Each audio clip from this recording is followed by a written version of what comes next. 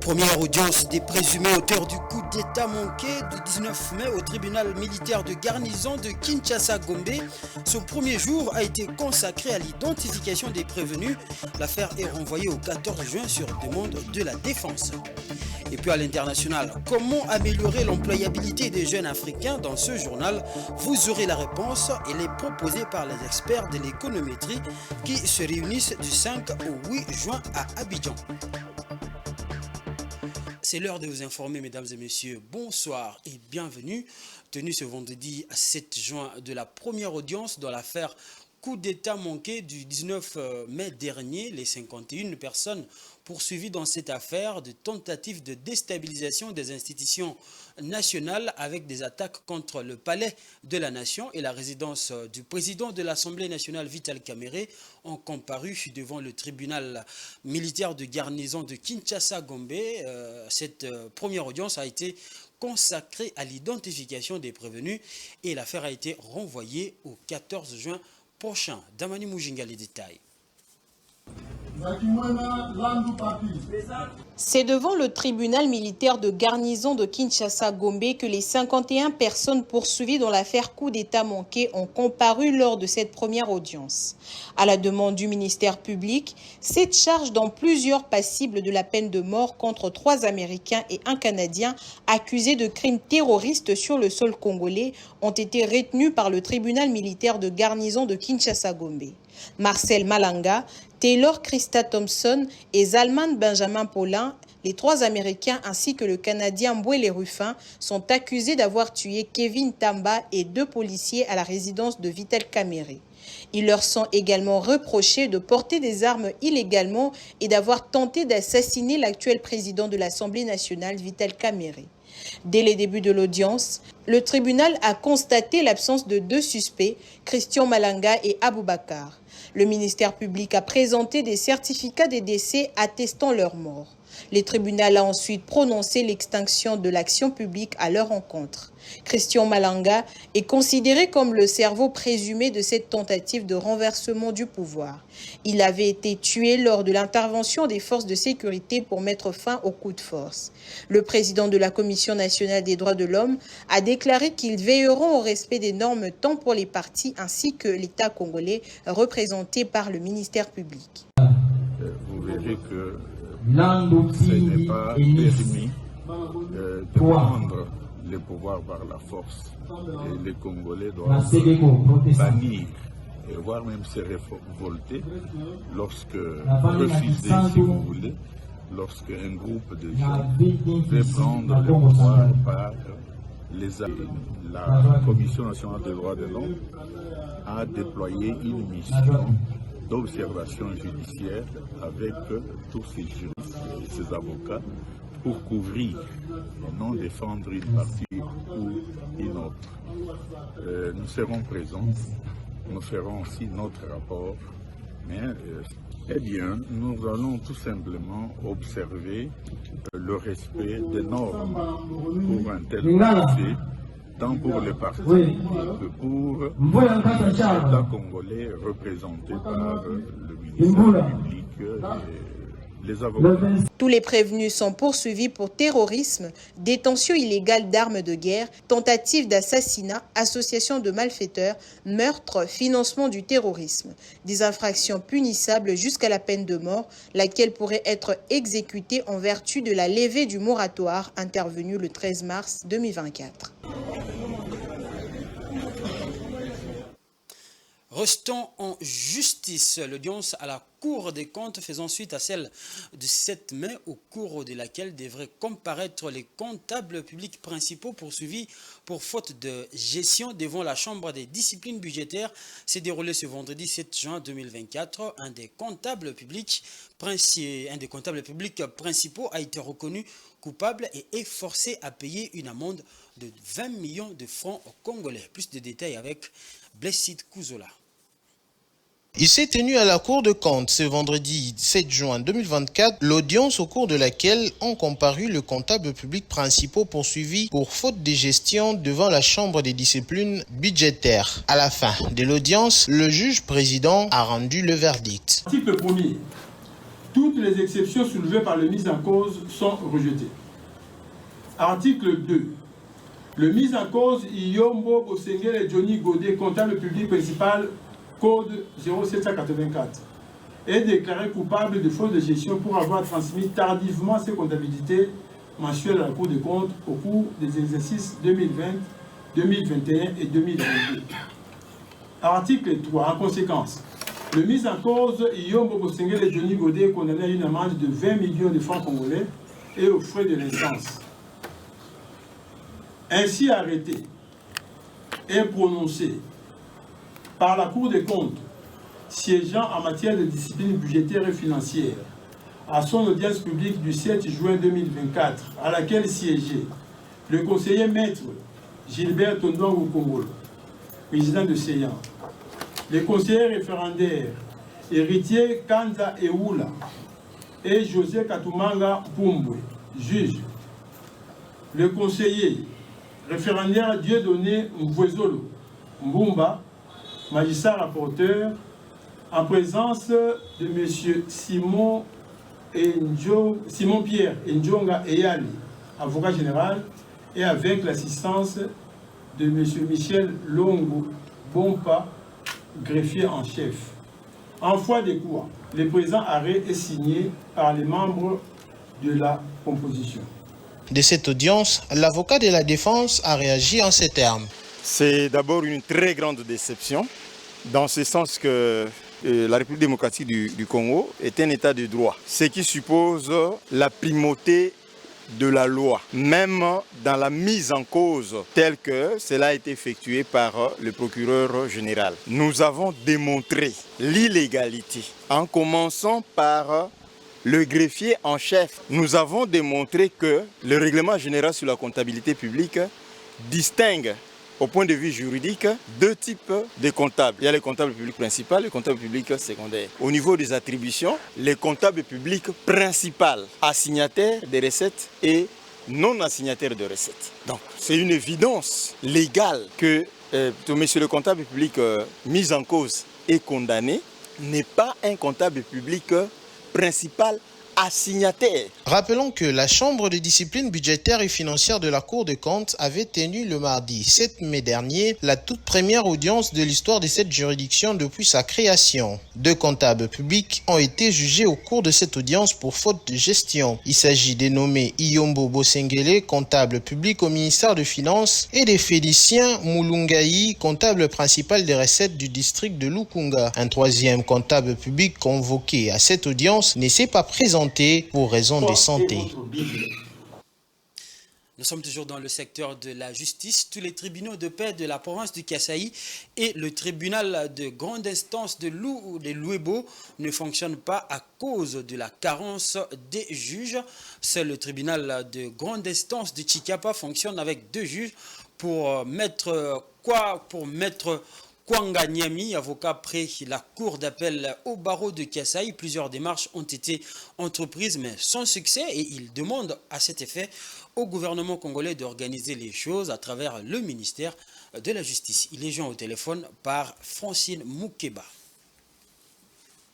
Nous confirmons la carence des juges dans presque tous les tribunaux du ressort du TGI Louébo, à l'occurrence le tribunal de paix d'Ilebo, le tribunal de paix de Dekese, le tribunal de paix de Mweka et même le tribunal de paix de Louébo. Pas de juges, y compris le TGI lui-même, qui n'a que le juge président, celle qui ne sait pas siéger car la composition irrégulière. Il y a un manque à gagner. Nous avons 3 niveaux de manque à gagner. D'abord au niveau de l'État, au niveau des auxiliaires de la justice que nous sommes, ensuite et enfin au niveau des justiciables. Plusieurs démarches ont été faites, mais sans succès. Et c'est depuis les événements malheureux de Kamwina Nsapou que nous avons commencé à faire des démarches. Ces démarches-là sont restées stériles jusqu'aujourd'hui. Et il y a plusieurs prévenus préventifs des événements malheureux de Kamwina Nsapou, bien sûr, qui sont en prison centrale de Louébo, et jusqu'aujourd'hui, ils ne connaissent pas leur sort. C'est ainsi que nous avons saisi dans nos démarches les autorités politico-administratives, tant locales, provinciales que nationales, sans succès. Nous demandons à l'État congolais en général et au Conseil supérieur de la magistrature en particulier d'affecter les juges dans tous les tribunaux de paix du ressort de Luebo. Ça, c'est D1. D2, faire le suivi des récentes affectations où certains juges ne veulent pas répondre. Voilà brièvement notre demande.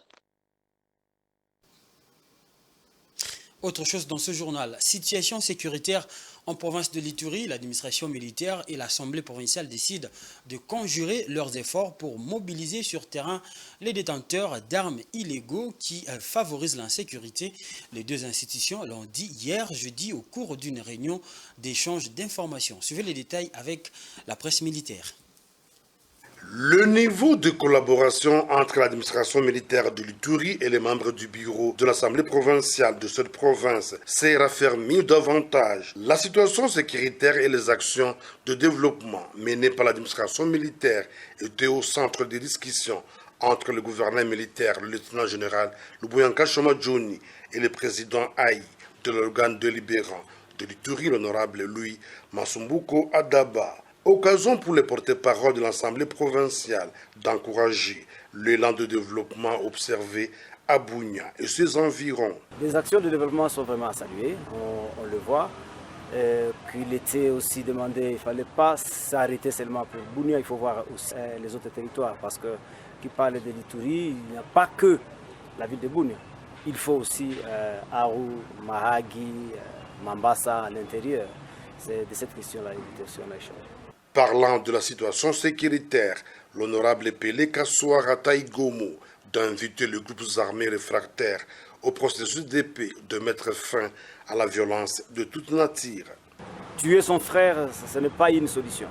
L'Ituri régresse.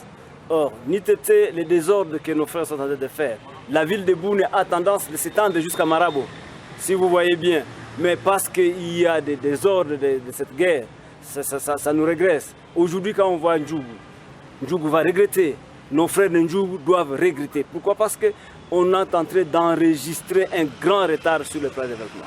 Dans les 72 heures, on doit avoir une équipe, au moins 5 députés, qui doivent aller séjourner à la base pour pouvoir échanger avec ses frères égarés. Signalons que les deux parties se sont accordées depuis un temps, se rencontrer une fois les mois. C'est non seulement pour cimenter les relations, mais bien plus passer en revue toutes les questions ayant trait à la vie de la province. La rencontre de ce jeudi 6 juin était la deuxième entre les deux institutions politiques de la province à l'espace d'un mois.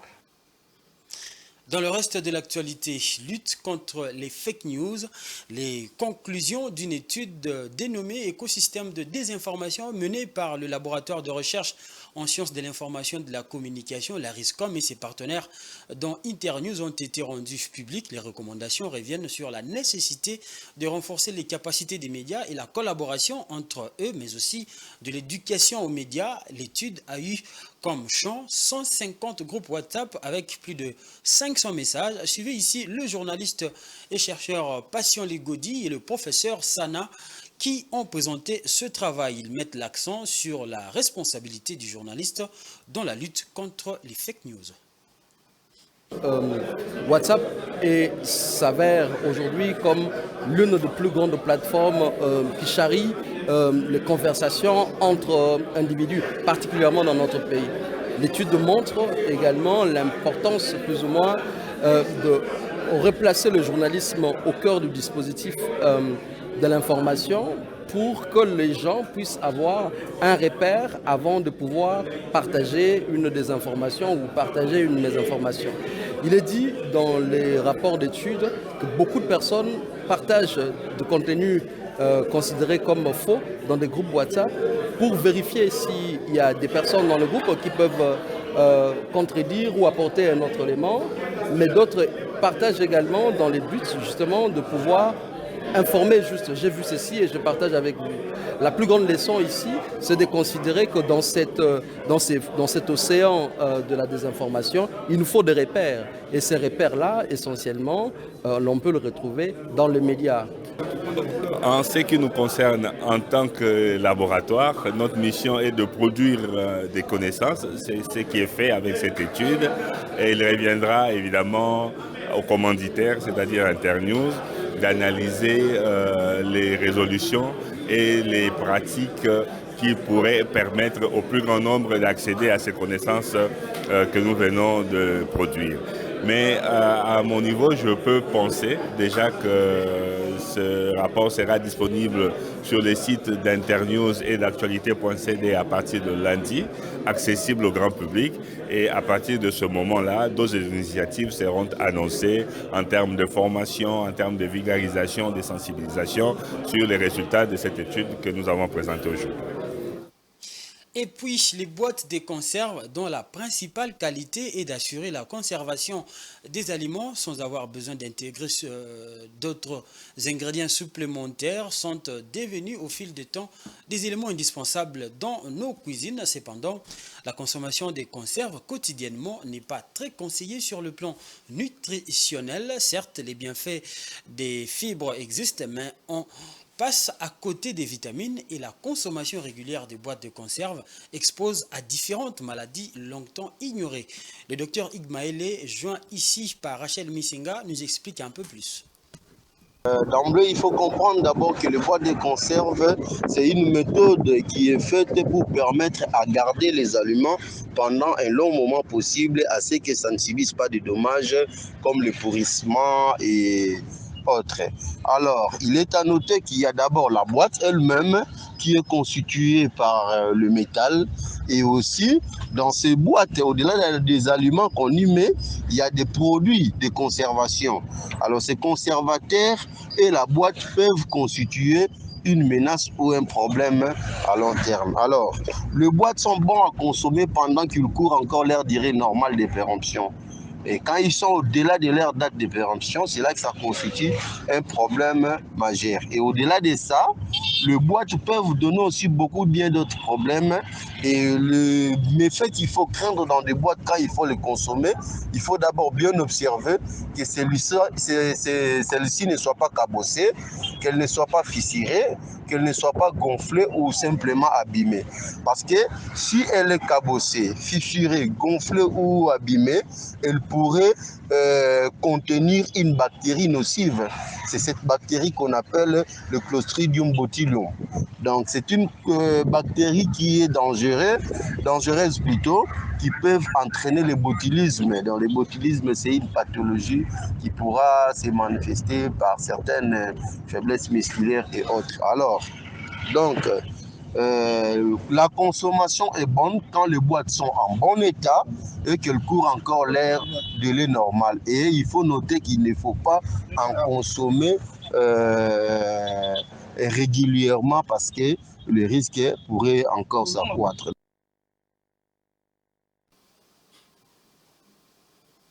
Voilà, chers téléspectateurs, c'est après cette information sur la santé que nous allons passer à la page internationale.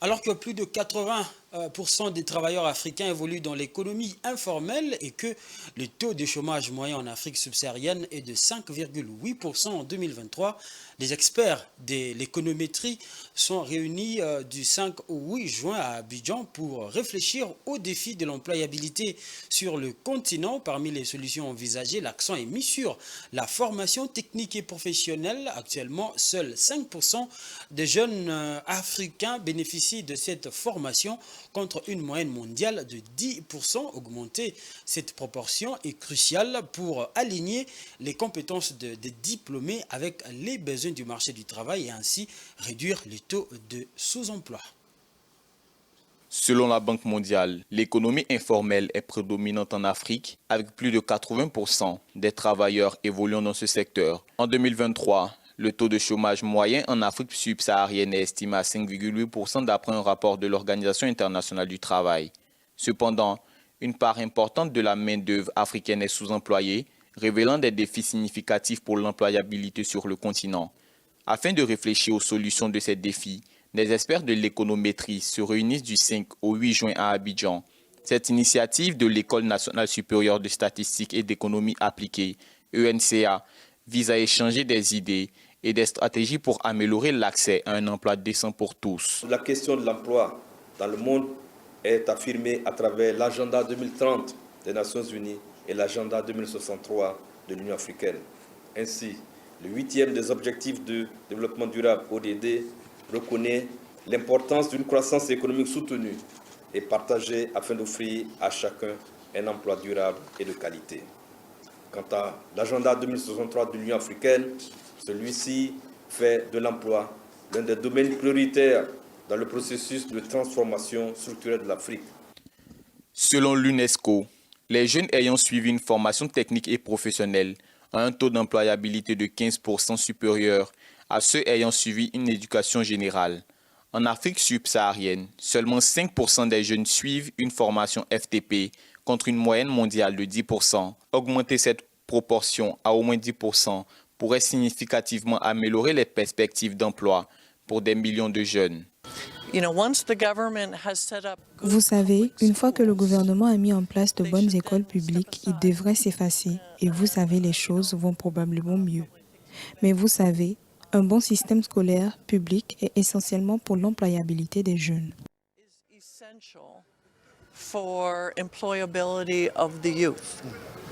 Il est crucial que les programmes scolaires soient en adéquation avec les besoins du marché du travail. Actuellement, près de 50% des employeurs en Afrique déclarent que les diplômés ne possèdent pas les compétences requises pour les postes vacants. Une étude de la Banque mondiale suggère que des programmes intégrant les compétences numériques, entrepreneuriales et techniques spécifiques pourraient réduire ce décalage. Et puis, pour les comptes de l'année 2023, le Burkina Faso a dépensé 1 milliard de dollars américains dans l'achat de matériel militaire dans le cadre de la lutte contre le terrorisme, a révélé le ministre de l'économie burkinabé Aboubakar Nakanabo. Pour l'année 2024, des moyens financiers colossaux ont été déjà mobilisés pour la même cause.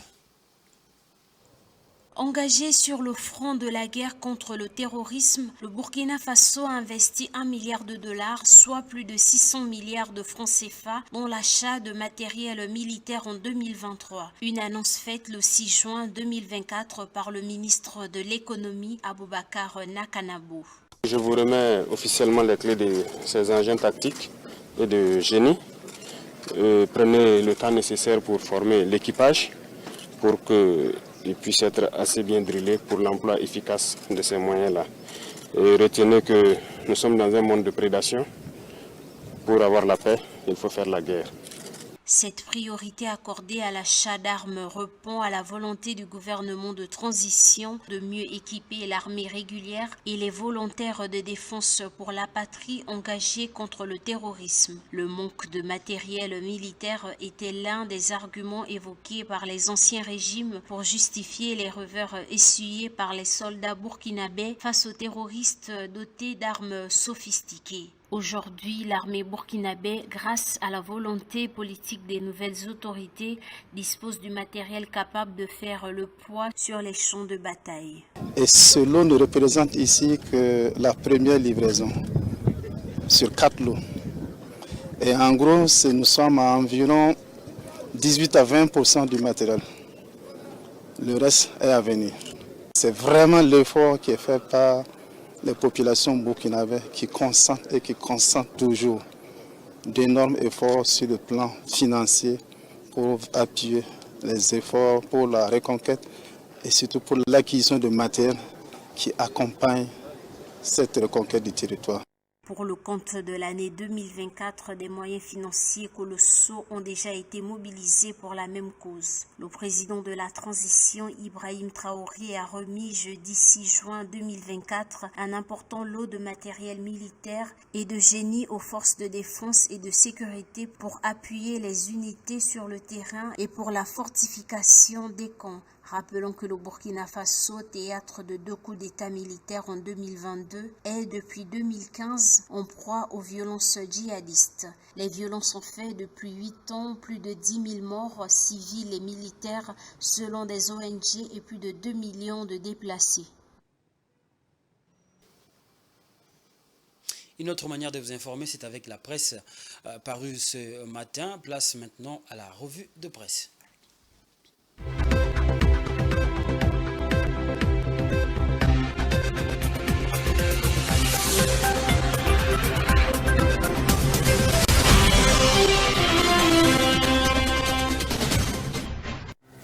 Bonsoir, ouvrons cette revue avec Géopolis Hebdo. Le tri-hebdomadaire disserte sur l'investiture prochaine du gouvernement et met en titre « Vital Kamerhe balise la voie pour l'investiture du gouvernement souminois ». Par-delà les bruits qui couraient sur le couloir du Palais du Peuple, siège de l'Assemblée nationale de la RDC, sur un possible blocage du processus de l'investiture du gouvernement judite souminois, Vital Kamerhe, président de la Chambre basse du Parlement, vient de finir les consultations lancées le mardi dernier avec les élus nationaux, membres de la coalition majoritaire, pour la validation de ce gouvernement. Ce qui balise la voie à l'approbation effective du programme d'action du gouvernement souminois et par ricochet son entrée officielle en fonction. Sur le même sujet, Econews titre « Kamerhe en campagne de déminage ». La session parlementaire de mars 2024 tirant à sa fin, l'urgence s'impose en vue de l'investiture du gouvernement de la première ministre Judith Suminwa-Tuluka. 3 mois d'une session marquée par des contestations et des mécontentements nés de la publication de l'équipe gouvernementale le 29 mai dernier. D'une part, la surreprésentation de certaines provinces contrastant avec l'omission de certaines d'entre elles ont constitué des divergences majeures que le président de l'Assemblée nationale et la première ministre se sont employés à aplanir au prix d'interminables séances sous l'arbre à palabres. Depuis sa rencontre lundi avec le président de la République Félix Tshisekedi, le président de l'Assemblée nationale Vital Kamerhe a multiplié des réunions avec les grands groupes parlementaires de l'Union sacrée de la nation, question de baliser la voie pour une investiture apaisée du gouvernement souminois prévue, sauf grande surprise, en début de semaine prochaine entre le 10 et le 11 juin 2024. Sur un tout autre sujet, Africa News a titré « Firmin Mvonde jure d'assainir les parquets ». Le procureur général près la Cour de cassation a réuni jeudi 6 juin l'ensemble des hauts magistrats de son parquet au cours d'une réunion technique afin d'aborder des aspects relatifs à l'administration de la justice. Au cours de cet échange, le maître de l'action publique en RDC a prêché l'assainissement de la justice, évoquant notamment le rôle de hauts magistrats dans une justice plus équitable et plus active. La justice ne sera plus passive, les antivaleurs d'où qu'elles viennent vont rencontrer les magistrats sur leur chemin, a prévenu Firmin Mvonde. Retrouvons encore Géopolis pour boucler cette revue. Les tabloïds revient sur un sujet plus joyeux, c'est lui du match entre les léopards et les lions de la Teranga. Comme dans un jeu de dés, Fiston Kalala se transforme en joker pour les léopards face au Sénégal, écrit le journal qui poursuit. La libération est donc venue de lui, Fiston Kalala Mayele, qui s'est transformé en joker, voire même en messie. Entré en jeu à la 81e minute, alors que son équipe était menée depuis la première période. Fiston Kalala égalise pour la RDC à la 85e minute, ne touchant que son premier ballon dans un match où les léopards ont failli laisser leur peau au stade Maître Abdoulaye Wade de Diamniadio. La RDC a réussi une belle performance ce jeudi 6 juin lors de la 3e journée des éliminatoires de la Coupe du Monde 2026 en tenant en échec le Sénégal sur sa pelouse. Le score, 1 but partout. Au revoir.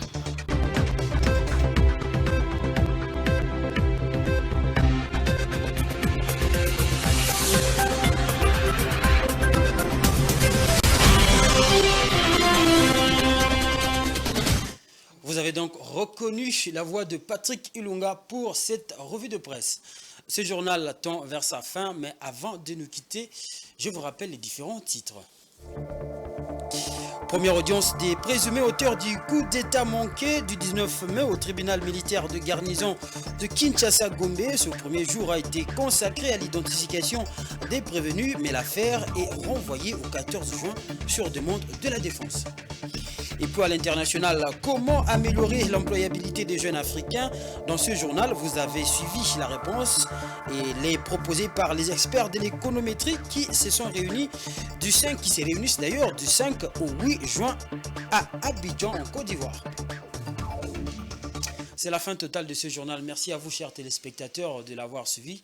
Restez branchés sur le programme de Géopolis Télévision.